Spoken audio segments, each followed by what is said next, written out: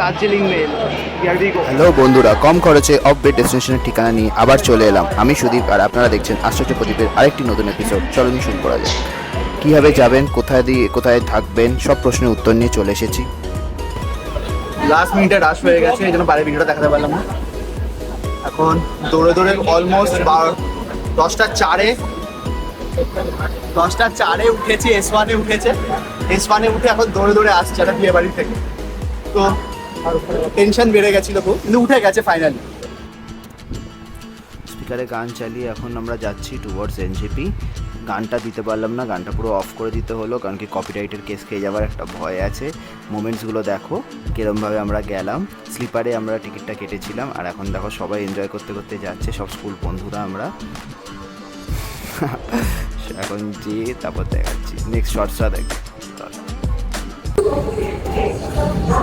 4টে বাজে, এখন মালদা টাউনে দাঁড়িয়ে আছে। কখন ছাড়বে জানি না, সকাল 8টার দিকে পৌঁছানোর কথা। অন টাইমেই আছে ট্রেন, দেখা যাক। জল নিতে না চলতে চলতে আজকে রবীন্দ্রনাথ ঠাকুরের এই লেখা কবিতাটি খুব মনে আসছে। যাই না কেন, আমাকে নামতে হবে পরের স্টেশনে, দূরে যাবে তুমি, দেখা হবে না আর কোনো দিনই। তাই যে প্রশ্নটার জবাব এতকাল থেমে আছে, শুনবো তোমার মুখে। সত্য করে বলবে তো? আমি বললেম বলবো। বাইরের আকাশের দিকে তাকিয়ে শুধোলো, আমাদের গেছে যে দিন একেবারেই কি গেছে, কিছুই কি নেই বাকি। একটুকু রইলেম চুপ করে, তারপর বললেন রাতের সব তারাই আছে দিনের আলোর গভীরে। খটকা লাগলো, কি জানি বানিয়ে বললাম নাকি। ও বললেন থাক, এখন যাও ওইদিকে। সবাই নেমে গেল পরের স্টেশনে, আমি চললেম একা। বাঙালি রবীন্দ্রনাথ ঠাকুরের চর্চা করা ছাড়া বাঁচতে পারে না, তাই এই কবিতাটা। এর আশপাশে, বিজনবাড়ির এই আশপাশে দেখার মতো কিছুই নেই বলতে গেলে। শুধু এই নিরিবিলি প্রকৃতির পাহাড়, নদীর সাথে একান্তে সময় কাটতে যদি চাও তাহলে চলে আসো বিজনবাড়ি। দেখার মতো শুধু এই রঙ্গিত নদী আর অপূর্ব সৌন্দর্য। আমরা বর্ষাকালে বেরিয়ে পড়লাম পাহাড়ের উদ্দেশ্যে। বিজনবাড়ু বাম্বু রিসোর্টের সমস্ত কন্ট্যাক্ট ডিটেলস, রুম রেন্ট, খরচা কত দিয়ে দেওয়া হলো। 2,000 ফুট ওপরে সি লেভেলে আর 760 মিটার অ্যাবাভ সি লেভেলে এই বিজনবাড়ি অবস্থিত। আমাদের room rent 1500 per day per head, includes lunch, evening snack, dinner and breakfast দেওয়া হয়েছিল। খুবই সুন্দর রুমগুলো ছিল, মানে স্পেশিয়াস রুম, গিজার, বাথরুমে খুবই সুন্দর ছিল, কোনো অসুবিধা হয়নি। সাথে দুটো সুইমিং পুল ছিল, একটা বাচ্চাদের, একটা বড়দের। এনজিপি থেকে ওয়েলকাম টু এনজিপি। ফাইনালি এনজিপিতে পৌঁছে গেছি। তো নতুন ব্লগে আমরা এখন এই মনসুনের সিজনে খুব বাজে অবস্থা শুনছি দার্জিলিংয়ের সব জায়গায়, তার মধ্যে যাওয়ার চেষ্টা করছি। প্রথমে যাবো বিজনবাড়ি, তারপর যাবো দার্জিলিং, তারপর কার্সিয়াং। এবার দেখা যাক দার্জিলিংয়ের অবস্থাটা কেমন হয়। যদি এরকম সিচুয়েশান যদি খারাপ হয় তাহলে ওখানে অ্যাভয়েড করবো, বিজনবাড়িতে 2 দিন থেকে যাবো। এখন যাচ্ছি আমরা সেবক রোডটা ধরিনি, মানে যে নর্মাল যে রোডটা ধরে দার্জিলিংয়ের দিকে বা বিজনবাড়ির দিকে যাওয়া হয় সেই রোডটা ধরছি, আমরা অন্য রুট ধরছি। সেই রুটটা দিয়ে যাই, দেখি কেমন লাগে। আপাতত কোথায় এসছি দেখাই।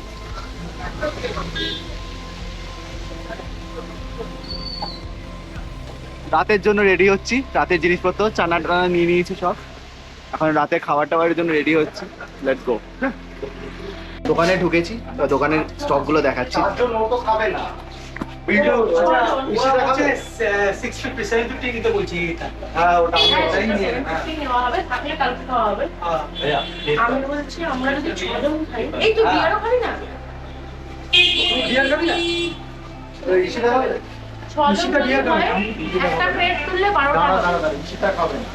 ইশিতা বিয়ার খাবে না? খাবে না, ও খাবে না। বন্নি বলেছে একটা বিয়ার তুলতে। একটা বিয়ার তুলতে একটা প্লেটে 6 একটা গুরুত্বপূর্ণ আলোচনা হচ্ছে। ওর জন্য 3টে 4টে রেখে আমার দুটো। হ্যাঁ আমারও দুটো। ঠিক আছে, দুটো 4টে ওর কথা। ও সকালে দুটোতেই বিয়ার খাবে। কটা? চারটে ধর। চারটে। আটটা।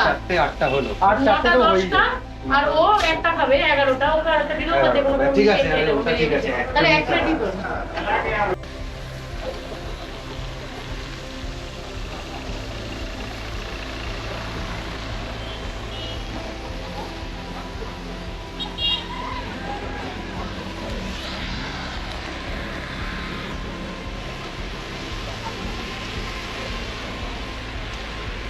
রাতের যা জিনিসপত্র ছিল কেনাকাটা কিনে নিয়েছি, এখন গাড়ির দিকে যাচ্ছি। ওয়েদারটা এখনো ওরকমই, কলকাতার মতোই।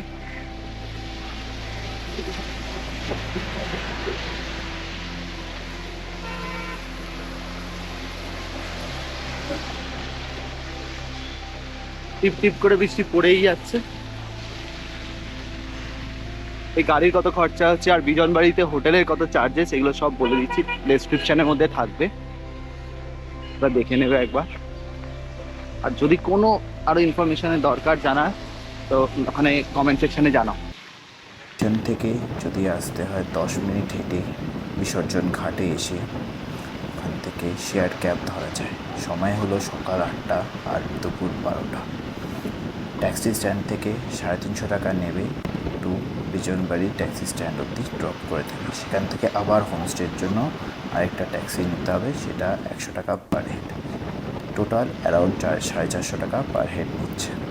আর যদি শিলিগুড়ি টু বিজনবাড়ি ডিরেক্ট করা হয় তাহলে মানে পুরো রিজার্ভ করে 5000 টাকা পার পার্সন হয়ে যাবে। পুরোটা গাড়ির হবে, সরি পার পার্সন না, পুরো গাড়ির হবে।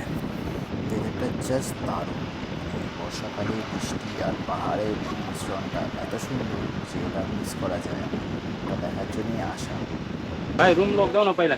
ফাইনালি বিজনবাড়ি রিসোর্টে পৌঁছে গেছি, এখন ঢুকবো ওখানে।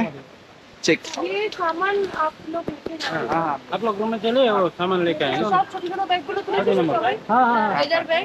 হ্যাঁ 4-5 কিলো মনিটর ওখানে কিছু ছিল নাকি দেখে নিয়েছিস? শুধু আমাদের বড় ট্রলি আছে। বড় ট্রলি তো উপরে আছে, সবারই তো। অনেক রেসপন্সিবিলিটি এনে।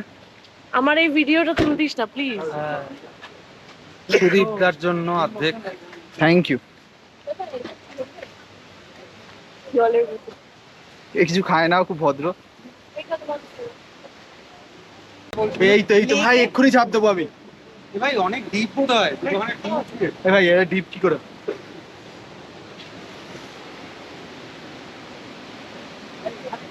Guys check out.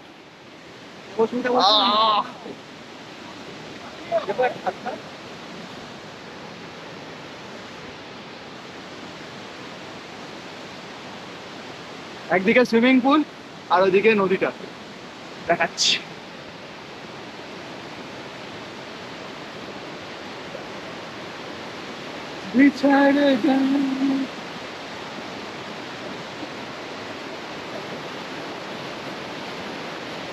আওয়াজটা শোনা যায়, সারা রাত বসে বসে শুধু এই আওয়াজটা শোনা যায়।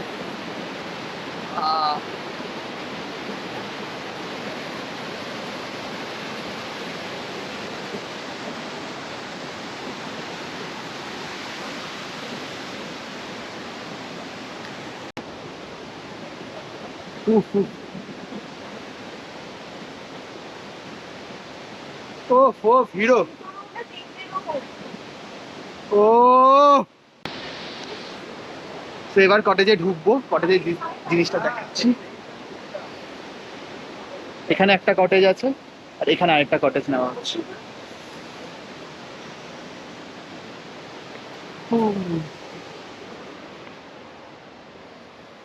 এই হলো বিছানাগুলো, দেখা যাচ্ছে এখানে রাখার জিনিসপত্র আছে। আর এখানে হচ্ছে ওয়াশরুম,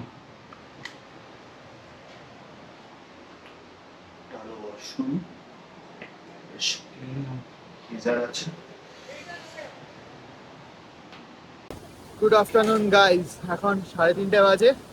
ফাইনালি খেতে বসলাম, খেয়ে দিয়ে একটু সুইমিং পুলে নামবো, তারপরে চান করবো, পুরো রেস্ট নেবো। তারপর রাত্রিবেলা একটু ডিনারের আগে একটু বসবো কিছু স্ন্যাক্স খাওয়ার জন্য।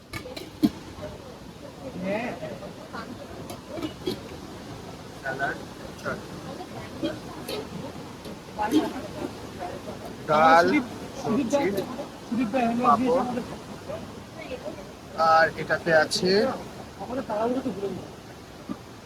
রাইস।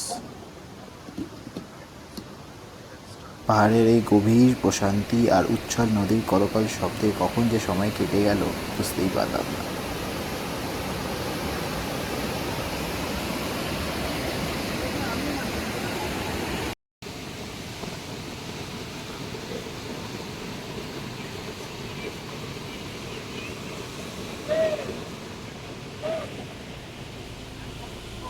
সুইমিং করে চান করে একটু রেস্ট নিয়ে নিলাম। তারপর সন্ধেবেলা একটু স্ন্যাক্স দিল, পেঁয়াজের ভাজা মতো দিল, সেটা আমরা খেলাম। খেয়ে তারপর রাত্রিবেলা তাড়াতাড়ি ডিনারটা সেরে আমরা শুয়ে পড়লাম। খুবই টায়ার্ড ছিলাম, তাই জন্য আর বেশি ভিডিও করা হয়নি, প্লাস আমার ব্যাটারিও শেষ হয়ে গেছিলো। তাই জন্য এখানেই এন্ড করছে ভিডিও। কেমন লাগলো জানিও।